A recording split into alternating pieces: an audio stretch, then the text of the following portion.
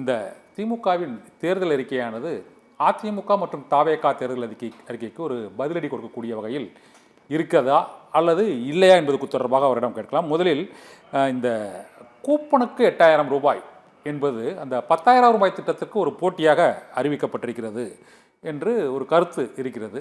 அந்த கூப்பனுக்கு 8000 ரூபாய்க்கு நம்ம ஃப்ரிட்ஜு, வாஷிங் மிஷின் எதுவுமே வாங்க முடியாது மேடம். அதை எப்படி வாங்குவாங்க நீங்கள் நினைக்கிறீங்க?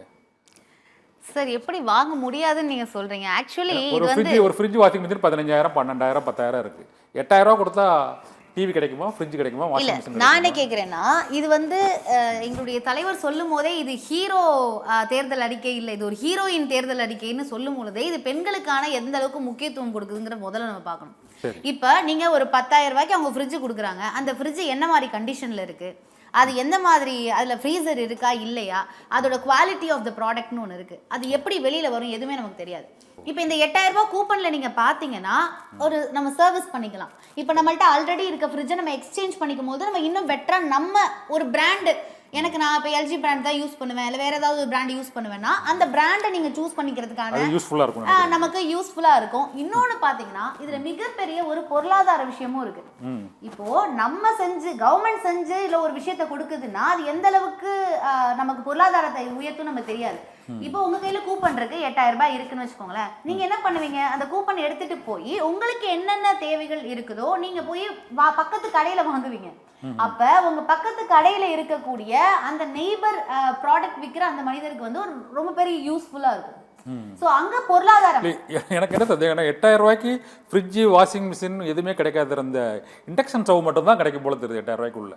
சார், இப்போ நீங்க எக்ஸ்சேஞ்ச் பண்றீங்கன்னா அப்போ அந்த அமௌண்ட் யூஸ் ஏன்னா இப்ப நீங்க யோசிச்சு பாருங்க, கிட்டத்தட்ட 2021ல பாத்தீங்கன்னா 54.2% பீப்புள்ஸ் கிட்ட ஃப்ரிட்ஜ் இருக்கு. இப்போ அது இண்டெக்ஸ் நம்ம எப்பயோ கடந்துட்டோம். இப்போ 2026ல இருக்கும். அப்ப அது 80% தாண்டி போயிருக்கும் ஃப்ரிட்ஜ்ங்கிறது. அவங்களுக்கு ஃப்ரிட்ஜ் இப்ப கூட வாங்கிருக்கலாம், புதுசா இருக்கலாம், இல்லதான் அவங்ககிட்ட பழைய ஃப்ரிட்ஜ் இருக்கலாம். அவங்க இதை கொடுத்துட்டு மாத்திக்கிறதுக்கான அவங்களுக்கு என்ன தேவையோ, ஒரு குடும்பத்துல எல்லாமே இருக்கும்னு நம்ம சொல்ல முடியாது. அவங்க தேவையான பொருட்கள் தேவைப்படுற மாதிரி இதை பயன்படுத்திக்க கூடிய ஒரு சூழ்நிலைக்கு, அதாவது இது ஒரு பெண் தான் முடிவெடுக்கணும் தனக்கு என்ன வேணுங்கிறத. அது ஒரு அதிகாரப்பூர்வமான ஒரு அறிவிப்பா தான் நாங்க பாக்குறோம். ஒரு பெண் தனக்கு என்ன வேணுங்கிறத அவளே முடிவு பண்ணிக்கலாம். ஒரு பெண் முடிவெடுக்கணும் அப்படின்னு சொல்றதுல ரெண்டு விமர்சனம் நேற்று இந்த திமுகவோட தேர்தல் அறிக்கை வெளிவந்த உடனே, ஒன்று அதிமுக பொதுச் செயலாளர் எடப்பாடி பழனிசாமி என்ன சொல்லியிருக்கிறாருன்னா, இந்த கூப்பன் 8000 கொடுப்பது இந்த மாதிரி ஒரு கமிஷன் வாங்குவதற்கான ஒரு வழிவகை ஏற்படும். திமுக நிர்வாகிகள் தான் அந்த கூப்பனை வழங்குவாங்க, அவங்க மூலமாக ஒரு கமிஷன் வாங்குவதற்கான நடவடிக்கை ஏற்படும் ஒன்று சொல்லியிருக்காங்க. ரெண்டாவது ஒரு விமர்சனம், பெண்களை இன்னும் இந்த அடிப்படையிலே வைக்கணுமா, அவர்களுக்கான அந்த இல்லத்தரசி திட்டம்னு ஏன் அதை கொண்டு வந்திருக்காங்க அப்படின்னு ஒரு கேள்வி எழுப்புறாங்க. ரெண்டு விமர்சனத்தை நீங்க என்னப்பா அப்படி பாக்குறீங்க? சார், விடியல் பயணம் திட்டம் இருக்கு, எவ்வளவு மக்கள் பயனடைஞ்சிருக்காங்க பெண்கள்னு உங்களுக்கு தெரியும். விடியல் பயணம் வீட்டுக்குள்ளேயே ஓடிட்டு இருக்கு, பஸ் கிடையாது, வெளியில பெண்கள் வெளியில போறதுக்காக பண்ணியிருக்கோம். இந்த நீங்க பாத்தீங்கன்னா இந்தியாவிலேயே 41% பெண்கள் தமிழ்நாட்டுல இருந்து வேலைக்கு போறாங்கன்னு ரிப்போர்ட் இருக்கு. அப்ப அவங்க பெண்களை வீட்டுக்குள்ள வைக்கணும்னு நினைக்கிறவங்க இந்த அளவுக்கு போவாங்களா? நீங்க அடுத்து யோசிங்க. தொழிற்சாலைகள் அதிகமா இருக்கக்கூடிய இடங்கள்ல பாத்தீங்கன்னா குழந்தைகள் காப்பகம் 1000 அளவுக்கு உருவாக்கி தரப்படும்னு ஒரு பெண் தன்னுடைய குழந்தை பிரியிற சூழ்நிலை வரக்கூடாது. அதே நேரத்துல தொழிற்சாலைகளையும் அவங்க போய் வர்க்கையும் அவங்க விட்டுறக்கூடாதுன்னு தானே இந்த அறிக்கையை கொண்டு வந்திருக்காரு. அப்ப ஒரு பெண்ணுக்கு தேவையா அவளோட வேலைகளோ இல்ல அவர் கணவருடைய வேலையோ, நீங்க அதை அப்படி நினைக்கிறீங்க? நான் நினைக்கல, இபிஎஸ் ஏன் அவர் நினைக்கிறாருன்னு கேக்குறேன். 8000 ரூபாய் கூப்பன்னா அது ஒரு குடும்பத்துக்கு நினைச்சிட்டு போட்டோம், அது ஏன் பெண்ணுக்கு இபிஎஸ் நினைக்கிறாரு? அப்ப பெண் அடிப்படையிலே இருப்பாருங்கிற எண்ணம் அதிமுகவுக்கு தான் இருக்கே தவிர திமுகவுக்கு அந்த மாதிரி எண்ணமே கிடையாது. இன்னொன்னு சொல்றாங்க, தாவேகாவோட அந்த அரசியல் பிரவேசம் தான் திமுக அதிமுக இது ரெண்டு பேருமே இந்த மகளிருக்கும் இளைஞர்களுக்குமான அந்த மாணாக்கர்களுக்கு 1500 ரூபா திட்டம், இது தவிர அந்த பள்ளிக்கூட குழந்தைகளுக்கு காலை உணவு திட்டம் 8ஆம் வகுப்பு வரை அந்த விரிவாக்கம் செய்யப்பட்டது. இது தவிர இந்த டிப்ளமா படித்தவங்க, டிகிரி முடித்தவங்களுக்கு குறிப்பிட்ட ஒரு அமௌண்ட்டு 1500 ரூபா போல் வழங்கலாம் அப்படிங்கிறதெல்லாம் தமிழக வெற்றி கழகத்தின் அரசியல் பிரவேசத்தை ஒட்டி தான் ரெண்டு கட்சிகளுமே இந்த இளைஞர்கள் வாக்குகளை வாங்குவதற்கும் மகளிர் வாக்குகளை வாங்குவதற்கும் இந்த திட்டங்களை, இந்த தேர்தல் அறிக்கைகளை அவங்க வெளியிடக்கூடிய ஒரு நெருக்கடிக்கு ஆளாயிருக்காங்கன்னு சொல்றாங்க. அப்படி ஒரு நெருக்கடி இருக்குதா உண்மையிலே? உங்களுக்கு எனக்கு தெரியல சார், நீங்க சொல்றது எனக்கு ஒரு ஆச்சரியமா இருக்கு. எத்தனை வருஷம், ஒரு 10 வருஷம் இருக்குமா சார் தாவேகா கட்சி தொடங்கி? ஆச்சரியமா இருக்கு எனக்கு. 3 வருஷத்துக்கு முன்னாடி கட்சி தொடங்குறாங்க. நாங்க நான் முதல்வன் திட்டத்தை எங்க பரிசீலனைக்கு பண்றதா இருக்கட்டும், தமிழ் புதல்வன் திட்டம், பெண்களுக்கான விடியற் பயணம் திட்டம், இல்ல மகளிர் உரிமை தொகையா இருக்கட்டும், இதெல்லாம் நாங்க வந்து எப்பயோ போட்டு அதெல்லாம் வந்து போட்டாச்சு. நான் முதல்வன் திட்டத்துல யங் சென்சேஷன் ஆஃப் இந்தியா யாரு? சுப்பிரமணிய பாரதி அப்படின்னு பேர் வச்சிருக்கக்கூடிய திராவிட இயக்கத்தின் மூலியமாக இன்னைக்கு இவ்வளவு பெரிய பொசிஷன்ல ஒரு குடிமை பணியில போய் உட்காரணும் அப்படிங்கிற ஒரு அளவுக்கு ஒரு IAS அதிகாரி மாதிரி அவர் உருவாக்கி இருக்காருன்னா அந்த அளவுக்கான ஒரு விஷயத்தை நம்ம உருவாக்கியிருக்கோம். அப்ப நான் முதல்வன் திட்டம் உருவானதும் அதுல எத்தனை பேர் பயனடைஞ்சிருக்காங்க? 17.81 கோடி 17.81 கோடி அளவிற்கான மக்கள் இளைஞர்கள் அதுல போய் படிச்சு இன்னைக்கு ராஜேஸ்வரின்னு ஒரு பொண்ணு, அவங்க வந்து 2nd பிளேஸ் வந்திருக்காங்க. 145 மாணவர்கள் போய் இந்த இதன் அடிப்படையில போய் ஒரு வேலையில உட்கார்ந்துருக்காங்கன்னா இந்த மாதிரி ரேட் அண்ட் ரிப்போர்ட் ஏதாவது ஒரு விஷயம் EPS வச்சிருக்காரா? EPS ஃப்ரிட்ஜ்னு அவருக்கு என்ன தெரியுமா சார்? அவர் வந்து கண்டிப்பா வந்து இந்த அளவு ஜெயிக்க போறது கிடையாது. அதனால அண்ணனுக்கு என்ன ஆயிடுச்சுன்னா எப்படியும் நம்ம ஜெயிக்க போறதுக்கு கிடையாது. அதனால நம்ம என்ன பண்ணுவோம், நம்ம இஷ்டத்துக்கு வாயில வரக்கூடிய எல்லா அறிவிப்பையும் விடுவோம். 1000 ரூபாய் கொடுக்க முடியாதுன்னு சொன்னாரு. நாங்க 1000 ரூபாய் அறிவிச்சப்ப எங்க கொடுக்க முடியாது. எப்படி 10,000 ரூபாய் கொடுப்பாரு இவரு? 10,000 ரூபாய் எப்படி கொடுப்பீங்கன்னு பத்திரிகையாளர் கேள்வி கேட்கிறாங்க. என்ன சொல்லணும்? நாங்கள் வந்து வரிகள் மூலியமாகவும் எப்படி நீங்க அதுக்கு பெருசா பருத்தி மூட்டை குடோன்ல இருக்கலாமே, இதுக்கு எதுக்கு பருத்தி மூட்டையை திரும்ப எடுத்து வெளியில போட்டு திரும்ப எடுத்து குடோன்ல போடணும்? அப்ப எந்த ஒரு ஃபியூச்சரிஸ்டிக்கான உங்கள்கிட்ட சோர்ஸ் கிடையாது, ஒரு பார்வை கிடையாது. அந்த பார்வையே இல்லாம நம்ம இப்ப எதிரிக்கு கொடுக்கணும். திமுக எல்லாத்தையும் இங்க நிறைவேற்றிட்டாங்க. திமுகவோட திட்ட அறிக்கை தேர்தல் அறிக்கையே உங்களால படிக்க முடியாது சார். எந்த அளவுக்கு திட்டத்தை நிறைவேற்றிருக்காங்களோ படிக்க முடியாது. 2 புக் இருக்கு என்கிட்ட. அந்த 2 புக்கை எடுத்து பார்த்தா எனக்கு தலை சுத்தும். அந்த அளவுக்கு ஒரு நாளுக்கு நாள் அறிக்கைகளையும் திட்டங்களையும் போட்டு மாணவர்களை சான்றா ஒரு உயிர் நிக்குது சார். சான்றாக ஒரு மாணவர்கள் நிக்கிறாங்க, இளைஞர்கள் நிக்கிறாங்க, பெண்கள் நிக்கிறாங்க, உயிர் உள்ளவர்களாக நிற்கிறார்கள். அப்ப எதை நீங்கள் சான்றாக எடுத்துக்கொள்வீங்க? அப்ப ஒன்றிய அரசோட எந்த ரிப்போர்ட்டையும் EPS நம்ப மாட்டாரா? அவர் எப்படி அந்த மாதிரியான ஒரு விஷயத்த சொல்ல முடியுங்கிற ஒரு மிகப்பெரிய கேள்வி. ஓகே மேடம், நம்ம கோவிந்தராஜன் நம்மோடு வணக்கம். வணக்கம் சார். இந்த அதிமுகவோட தேர்தல் அறிக்கை அந்த 10,000 ரூபாய் என்பது இந்த கூப்பனுக்கு 8,000 ரூபாய் என்பது அதற்கு போட்டியானதா நீங்கள் நினைக்கிறீங்களா இல்லையா? இப்போதைக்கு அந்த 10,000 ரூபாய் அறிவிப்பு என்பது இந்த மகளிர் வாக்குகளை வந்து பெறுவதற்காகவும் இளைஞர்கள் வாக்குகளை பெறுவதற்காகவும் தான் இந்த 2,000 ரூபாய் குலவிளக்கு திட்டம் என்பதும் ஆண்களுக்கும் பேருந்து இலவசம் என்ற திட்டங்களும் அறிவித்திருப்பதற்கான பின்னணி அது தமிழக வெற்றி கழகத்தின் அந்த அரசியல் பிரவேசத்தினால்தான் காரணம் என்ற ஒரு விமர்சனம், ஒரு கருத்து இருக்குது. நீங்க எப்படி பாக்குறீங்க? அது உண்மையா? அதாவது திரு எடப்பாடி பழனிசாமி அவர்கள் திமுக தேர்தல் அறிக்கை வரத்துக்கு முன்னாடியே அவர் தேர்தல் அறிக்கை வெளியிட்டாரு. சரி. தமாக விஜய் வரத்துக்கு முன்னாடியே அவர் தேர்தல் அறிக்கை வெளியிட்டாரு. இவங்க எல்லாம் கட் காப்பி பேஸ்ட் தான் பண்ணிருக்காங்க. இப்ப திமுக தேர்தல் அறிக்கை வந்து அப்படியே அதிமுகவுடைய தேர்தல் அறிக்கை கட் காப்பி பேஸ்ட் தான் பண்ணி வச்சிருக்கிறாங்க. 2வது இதுல 8,000 ரூபாய் கூப்பன் போட்டிருக்காரு. இது வந்து காமெடியா இருக்கு. அதாவது 8,000 ரூபாய்க்கு என்னென்ன பொருட்கள் எல்லாம் வாங்கலாம்னு முதல்வர் அடிக்கிட்டே வர்றாரு. அதாவது டிவி வாங்கலாம், ஃப்ரிட்ஜ் வாங்கலாம், கிரைண்டர் வாங்கலாம், மிக்சி வாங்கலாம், அவன் வாங்கலாம், அப்புறம் இன்ஜெக்ஷன் வாங்கலாம், அடிக்கிட்டே போறாரு. 8,000 ரூபாய்க்கு எவ்வளவு பொருட்களை வாங்க முடியும்? இது வந்து பாக்குறப்ப இந்த ப்ராப்பர்ட்டி காமெடின்னு ஒண்ணு கூடும். Property comedy. அதுல அந்த பொம்மையெல்லாம் வாங்கி வச்சுட்டு இது பண்ற மாதிரி தான் இருக்கு. பொம்மை முதல்வர் பொம்மையெல்லாம் தான் வந்து மக்களுக்கு கொடுக்குற மாதிரி தான் மக்கள் அப்படிதான் பாக்குறாங்க. இதை வந்து இது எதுவுமே செயல்படுத்த முடியாத ஒரு இதுவா இருக்குது. இந்த 8,000 ரூபாய் கூப்பன் வந்து பாத்தீங்கன்னா இது கூப்பன் எப்படி அடிச்சு இது வந்து பாத்தீங்கன்னா ஆல்ரெடி போலி பத்திரங்கள்லாம் தயாரிப்பதுல கை தேர்ந்தவங்களா இருக்கிறாங்க. இப்ப இதே கூப்பன் பிரிண்ட் அடிச்சு போலியா இது பண்ணி அந்த கொடுக்கறதுனால மக்கள் இதுல நம்பவே இல்ல. கோவிந்தராஜன், ஒரு திட்டம் ஒரு வாக்குறுதி செயல்படுத்துறதுக்கு முன்னாவே அதை போலியா இப்படி கூப்பன்லாம் சொல்ல முடியாது இல்ல. அவங்க ஒரு பிளான்ல இல்லங்க இல்ல அதாவது கூப்பன்றது எப்படி கொடுப்பாங்க? ஒரு பேப்பர்ல அச்சடிச்சோ இல்ல ஒரு அட்டையில அச்சடிச்சோ தான் கொடுப்பாங்க. அதை போலியா பண்றதுக்கு ஏன் இது ஒரு போலி இதுவே இது பண்றாங்களே? ஒரு கள்ள நோட்டு பிரிண்ட் அடிக்கிறாங்க, போலி பத்திரத்தை பண்றாங்க. இது பண்றதுல எப்படிங்க முடியாது? ஒரு கூப்பனை இல்ல ரேஷன் அட்டை உள்ளவர்களுக்கு மக்கள் இல்ல இது மக்கள் யாரும் இது வந்து நம்பறதா இல்லைங்க. இது வந்து சரி இப்போ இன்னொன்று சொன்னீங்க கோவிந்தராஜன், ரெண்டாவது கோவிந்தராஜன் இல்லை காப்பி பேஸ்ட் பண்ணியிருக்காங்கன்னு சொல்லுவீங்க. ஆனால் முதல்லயே அந்த மகளிர் உரிமை தொகை, இந்த பெண்களுக்கு விடியல் பேருந்து, இது ஏற்கனவே திமுக அரசில் அது செயல்படுத்தப்பட்ட திட்டம் தான். அதை மேம்படுத்தி தான் 2000 ரூபா குலவிளக்கு, ஆண்களுக்கு பேருந்து, அந்த 25,000 ரூபா மானியம், 5 லட்சம் மகளிருக்கு இருசக்கர வாகனம், இலவச ஃப்ரிட்ஜு, இதெல்லாம் வந்து நீங்க சொல்லுங்க. அதாவது இத வந்து நீங்க எடப்பாடி அவர்கள் அறிவிச்சிருக்கிறது பாத்தீங்கன்னா அனைத்து ரேஷன் அட்டை கார்டுகளுக்கும். இப்ப கூட இவங்க என்ன பண்ணிருக்காங்க, இந்த 8000 ரூபாய் கூட எல்லாருக்கும் அறிவிக்கல. இவங்க வந்து இந்த 8000 ரூபாய் குறிப்பிட்ட சில நபர்கள் இல்ல வருமான வரி செலுத்தாத குடும்பத்தினருக்கு வருமான வரி செலுத்தாத. ஆமா, இப்ப எடப்பாடியார் அப்படி அறிவிக்கலையே. எடப்பாடியார் வந்து அனைத்து ரேஷன் அரிசி அட்டைக்காரர்களுக்கும் தெளிவா சொல்லி இருக்கிறாரு.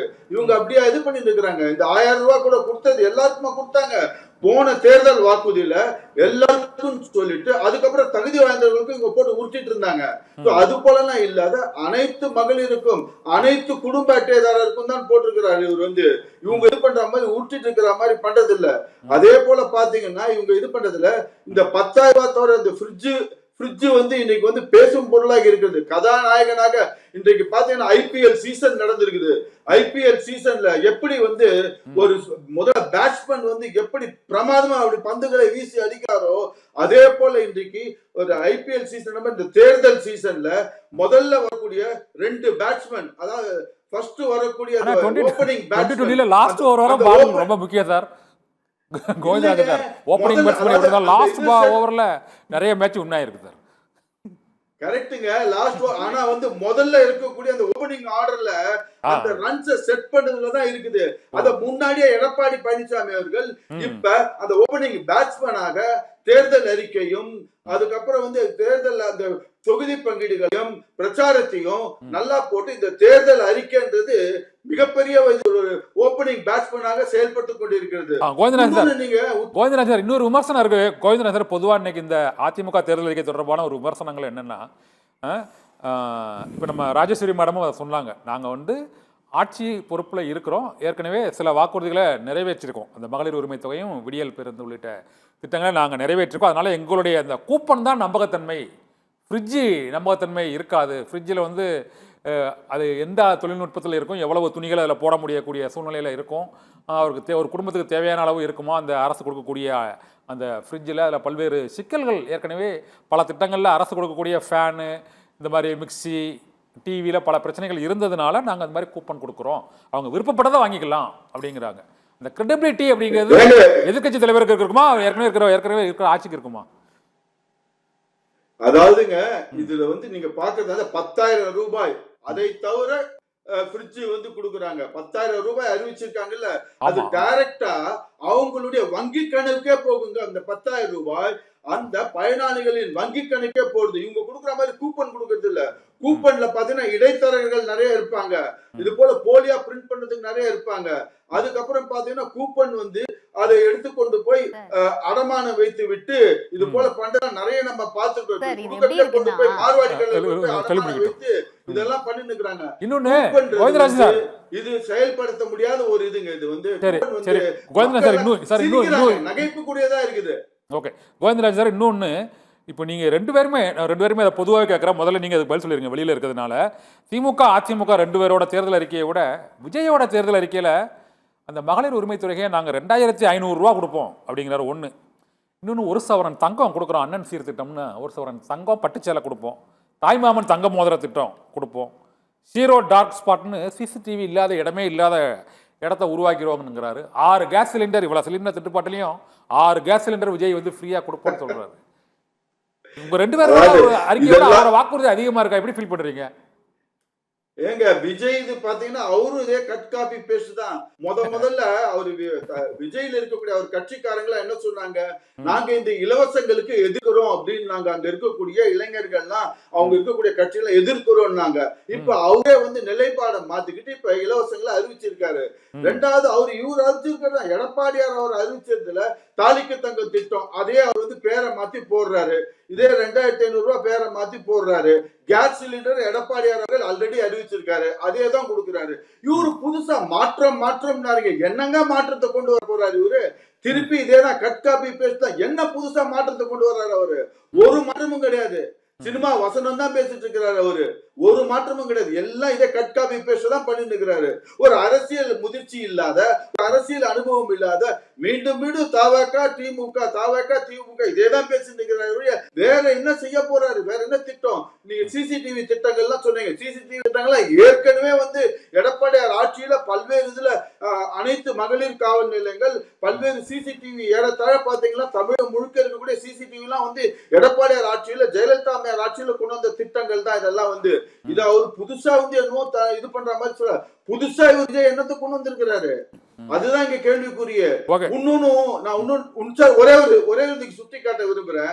என்னைக்குமே பாத்தீங்கன்னாக்க ஒரு அரசு, ஆளுகின்ற அரசை மக்கள் எப்படி பார்ப்பாங்கன்னா அவங்களுடைய பர்ஃபார்மன்ஸ பார்ப்பாங்க. எதிர்கட்சியா இருக்கக்கூடியவங்க அவங்க என்ன பார்ப்பாங்கன்னாக்கா மக்கள் அவங்களுடைய தேர்தல் அறிக்கையை பார்ப்பாங்க. மக்கள் ஆளுகின்ற அரசை அவங்களுடைய பர்ஃபார்மன்ஸ், எதிர்கட்சி அவங்களுடைய தேர்தல் அறிக்கை, நீங்க பண்ணக்கூடிய பெர்ஃபார்மன்ஸ் என்ன, இதுதான் பாப்பாங்க. இப்ப ஆளுகின்ற பெர்ஃபார்மன்ஸ்ல என்ன சரியில்லைங்கறீங்க? பாத்தீங்கன்னா எல்லாமே பெர்ஃபார்மன்ஸ்ல என்ன குறையா சொல்றீங்க சார்? இந்த பெர்ஃபார்மன்ஸ்ல 5 வருஷத்துல எது பெரிய குறையா சொல்றீங்க சார்? எல்லாத்துலயுமே ஃபெயிலியர் தான் சார். சட்டம் ஒழுங்கு ஃபெயிலியர், பெண்கள் பாலியல் வன்கொடுமை, பெண்கள் பாதுகாப்பு ஃபெயிலியர், போதை கலாச்சாரம் ஃபெயிலியர், எல்லா இதுலயுமே பாத்தீங்கன்னா ஃபெயிலியரா தான் இருந்துட்டு. Okay Govindarajan sir, Rajeswari sir மேடத்துல கேக்குறேன். ஓகே ராஜேந்திரி மேடம், அவங்க ஒரு கோவிந்தராஜன் சொன்ன ஒட்டுமொத்த அதில் பொதுவாக சொல்லக்கூடியது என்ன சொல்கிறாருன்னா, இந்த கூப்பன் சிஸ்டத்தில் இடைத்தரகர்கள் நிறைய இருப்பதற்கான வாய்ப்புகள் இருக்குது. அதனால் அந்த பயனாளிகளுக்கு ஒரு பாதிப்பு ஏற்படக்கூடும் அப்படிங்கிறார். இன்னொரு முக்கியமானது, இப்போ ஆளும் கட்சியை பெர்ஃபார்மன்ஸ் தான் பார்ப்பாங்க. அவங்களோட தேர்தல் அறிக்கையை அவ்வளோ தூரம் மக்கள் கவனத்தில் கொள்ள மாட்டாங்க. எதிர்கட்சிகிட்ட தான் அந்த தேர்தல் அறிக்கை வாக்குறுதிகள் என்ன இருக்குது அப்படிங்கிறத பார்ப்பாங்க. அதனால் நாங்கள் அதில் முன்னிலையில் இருக்கிறோம், மக்கள் மத்தியில் நம்பிக்கையை பெறுவதில்லை அப்படின்னு பார்க்குறாங்க. இதில் இன்னொரு கேள்வி இருக்குது. இந்த தாவேகாவோட தேர்தல் அறிக்கை, நீங்கள் இந்த ரெண்டுக்கும் பேர் சொல்லுங்கள், நான் அர்த்தம் வரேன். முதல்ல இது அண்ணன் சொல்கிற மாதிரி அண்ணனுக்கு அது இந்த பேப்பரில் அடித்து கொடுப்பாங்க. அண்ணன் பழைய மாடலில் ஏதோ ஒரு அந்த மாதிரி யோசிச்சுட்டாரு. ஆனால் அந்த மாதிரிலாம் கிடையாது. ரேஷன் அட்டை இருக்கிறது, நம்ம கை நம்ம ரேகை வைத்து தான் வைப்போம். ஒரு நிமிஷம் அண்ணன், நீங்க பேசும்போது நீங்க ஒண்ணுமே திமுக போட்டதுல எதுவுமே சரியில்லைன்னு சொன்னீங்க. பலவிதமான மாற்று கருத்து எனக்கு இருக்கு. பேசி முடிச்சதுக்கு அப்புறம் நீங்க பேசுங்க, என்ன வேணாம். அது ஒண்ணு, ரேஷன் QR கார்டு கொடுக்கறதா இருக்கட்டும். இவர் என்ன சொல்றாருன்னா, ஏதோ நாங்க காப்பி பேஸ்ட் பண்ண மாதிரி பேசிக்கிட்டு இருக்காரு. நாங்க கிட்டத்தட்ட மக்களை நேராக போய் சந்தித்து மெயில் ஐடி கொடுத்து அதற்காக செயலியை உருவாக்கி அவங்க கிட்ட கேட்டு அவர்களுடைய தேவையை அறிந்து தேர்தல் அறிக்கையை நாங்க ரெடி பண்ணியிருக்கோம். இது நீங்க இந்த 8000 ரூபாயை கிண்டல் பண்றது எப்படி இருக்குன்னா, மக்கள்கிட்ட கேட்டு மக்களுடைய தேவைகளை அறிக்கையாக நாங்க கொடுத்துருக்கோங்க பொழுது இது மக்களுக்கு தேவையே நீங்க எளிதா கிண்டல் பண்ற மாதிரி இருக்கு. இது எப்படி இந்த 1000 ரூபாவா இருக்கட்டும், விடியல் பயணமா இருக்கட்டும், புதுமை பெண் திட்டம் எல்லாம் எந்த அளவுக்கு கரெக்டா போய் சேர்ந்துச்சோ மக்கள் அதுல நம்பிக்கை வச்சிருப்பாங்களா இல்லையா? இப்ப ஒரு திட்டம் போடுறது பெருசு இல்ல சார். இப்ப நீங்க இதே சொல்லுங்க, மகளிர் உரிமை தொகை போய் சேருதா இல்லையா? சேர்றதுனால தானே அவங்க உரிமை தொகை வருதுங்கிறாங்க. அது அவ்வளோ கன்ஸ்ட்ரக்டிவா எல்லாரையும் நாங்க ஒரு பேங்க் சிஸ்டத்துக்கே மாத்திருக்கோம். அவங்க கிட்ட இடையில எந்த தரகரும் இல்லாம எங்களால போய் கொடுக்க முடியுதுல. அது போல சரியாக இதை எடுத்து செல்லும் திராவிட முன்னேற்ற கழக அரசு. அதுக்காக நாங்க எல்லாமே ஏற்பாடு பண்ணிடுவோம். அதை பத்தி அண்ணனுக்கு ஒண்ணுமே கவலை வேணாம். அப்புறம் அண்ணன் சொன்னாரு 10,000 ரூபாய் நாங்க எல்லாருக்கும் கொடுக்குறோம். இந்த வடிவேல் சொல்வால சார், நான் எப்படி 100 ரூபா சொல்லி எல்லாத்தையும் ஏமாத்துறனோ அதே மாதிரி நீங்களும் 100 ரூபான்னு சொல்லி எல்லாத்தையும் ஏமாத்துங்கன்னு மோடி அவர்கள் நம்ம கிட்ட 5 லட்ச ரூபா சொல்லி எப்படி ஏமாத்தினாரோ அந்த டெக்னிக் அப்படியே இபிஎஸ் எனக்கு சொல்லி கொடுத்துருக்காரு. இப்ப இபிஎஸ் என்ன பண்ணுவாருன்னா, நான் எப்படி 5 லட்ச ரூபா சொல்லி ஏமாத்துறனோ அதே மாதிரி நீ தமிழ்நாட்டில் இருக்க மக்கள்கிட்ட எல்லாம் 10,000 சொல்லி ஏமாத்து அப்படின்னு சொல்லி. ஏன்னா எப்படி நம்ம ஆட்சியை பிடிக்க போறது இல்ல, எதிர்கட்சியா தான் இருப்போம். அதனால நம்ம வாய்க்கு வந்ததை நம்ம அடிச்சு விடுவோம் அப்படின்னு சொன்னதுதான் அந்த 10,000 ரூபாய்.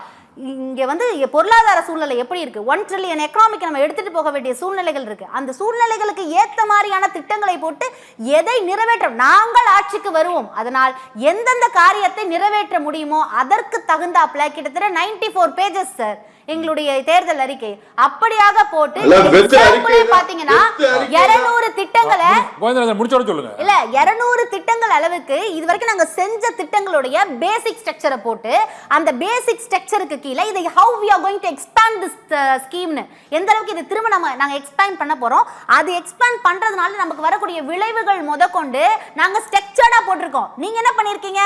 ஈயடிச்சாங்க காப்பி இபிஎஸ் பேர் மாத்துற அளவுக்கு கோயம்புத்தூர்ல 21 ஏக்கர்ல கிரிக்கெட் கிரவுண்ட் வந்துச்சு, அதை ஆல்ரெடி விட்டு டெண்டருக்கே விட்டாச்சு, அதை புதுசா அறிவிக்கிற மாதிரி அறிவிக்கிறீங்களே, இந்த மாதிரியான ஒரு ஞான திருஷ்டிலாம் உங்களுக்கு எங்க இருந்து வருது அப்படிங்கிற ஒரு கேள்வி இருக்கு.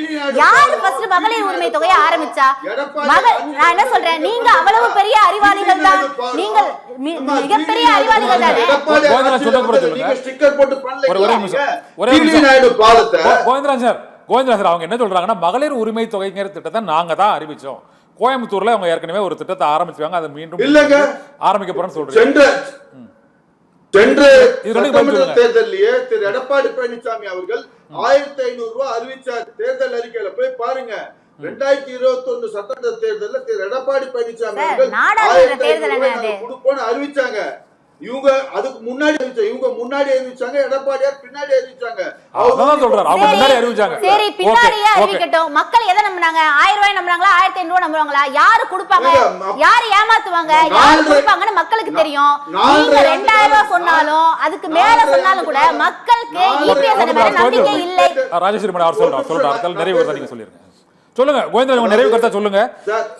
அவங்க சொன்னாங்க கோவிட் பேரிடர் காலத்துல அரசுக்கு எந்த விதமான நிதி வருவாயும் இல்லாத அந்த கோவிட் பேரிடர் காலத்துல திறம்பட ஆட்சியை இது பண்ணி எல்லாருக்கும் எல்லா சலுகையும் பாத்தீங்கன்னாக்க 2020 கொஞ்ச நேரம் கடைசியில கொஞ்ச நேரம் இருந்துச்சு, 6 மாசம் இருந்துச்சு.